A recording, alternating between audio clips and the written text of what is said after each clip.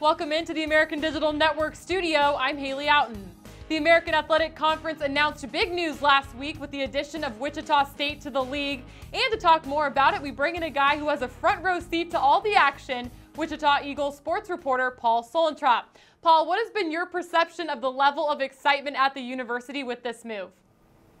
Well, it's really high. This is something that's excited Wichita State fans, the coaches, the administrators. They really feel like, since they started on this path, I guess back in December of 2015, this announcement, I think they thought like they were, this was really a move they were ready for. And I know especially the fans are very excited for what they see as a better level of competition and some really exciting games, especially in men's basketball. That's been where most of the focus has been.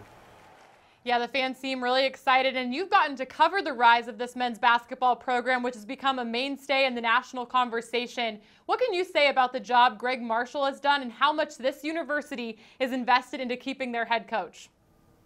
Yeah, he's turned it into, a great job, a national brand, a national power, just, anything you would want to say about Wichita State basketball.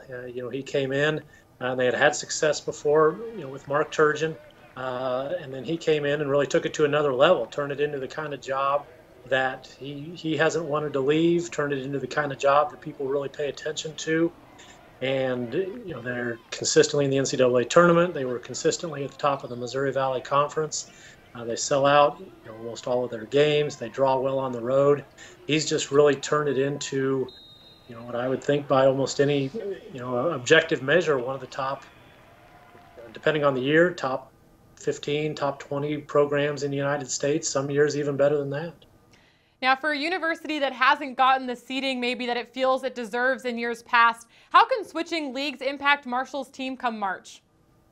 Yeah, that's one of the, it's one of the motivations certainly is just playing a better conference schedule, playing more exciting games in January and February, and then putting yourself in a position where you can get a better seed, where you can get a better draw in the NCAA tournament, where maybe you're not so nervous on Selection Sunday, as far as getting an at-large bid. So that certainly is a big part of this picture for Wichita State.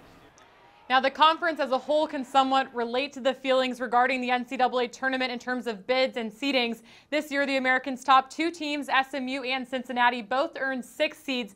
How can the Shockers maybe help the conference as a whole on the flip side?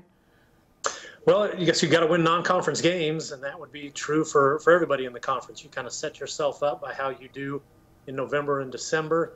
And Wichita State, especially in the last 3 years, maybe has really been able to schedule well in the non-conference. They'll be playing in the Maui Invitational this year.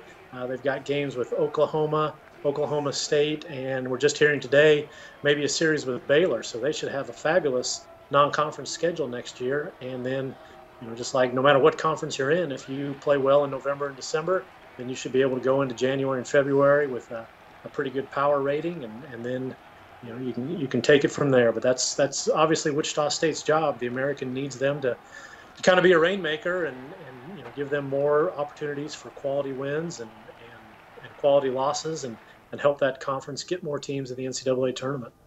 Paul, you've mentioned the sellout crowds. We've heard so many great things about the men's basketball home court atmosphere. For fans that haven't experienced that yet, what can they expect as the Shockers welcome a whole new lineup of teams this upcoming season? Well, Wichita State basketball has pretty much been the big story in this city going back to, I guess, the 50s, and then in the 60s they really got it going. And Cincinnati was a member of the Missouri Valley Conference back in those days, and so was Tulsa. And they play in Koch Arena. Used to be called the Roundhouse, so it's a round seating configuration. Seats about 10,200 people, and it's largely packed for every game. It is it's the focal point of this community as far as athletics goes. There are a lot of schools where maybe a non-conference game in early November will not be a big deal. That's not the case at Wichita State. All of these games are generally really well attended. One game out of the year, they play at the downtown arena, Intrust Bank Arena, which seats about 15,000. That'll be Oklahoma next year, and that's a big deal too. So there's no basketball off season, and Koch Arena really has the potential to get loud and be a difficult place to play. Well, we certainly look forward to checking that out. But lastly, switching gears a little bit, Wichita State has a rich baseball tradition as well, with 7 College World Series appearances and 1 national title. How can entering a strong baseball league like the American Athletic Conference help the baseball program make strides in getting back to Omaha? Yeah, I talked to Todd Butler, the baseball coach, today. He's very excited. All the spring sports coaches that I've talked to, the first thing they say is they've got to finish out their Missouri Valley Conference seasons. They've still got that, but they're also excited about looking forward to the American. And when you talk to Todd, I think he's excited about playing the competition, the Tulane, the Houstons, the East Carolina, those kind of schools that are in the NCAA tournament and winning games quite a bit. He's excited about that. He's excited about the weather. He's excited about the great facilities, the great ballparks that Wichita State will be playing in. So I think he thinks that there are a lot of positives for Wichita State. All right, Paul, well, we thank you for your time and insight today. We look forward to having you on the show in the future. Thanks a lot. Thank you.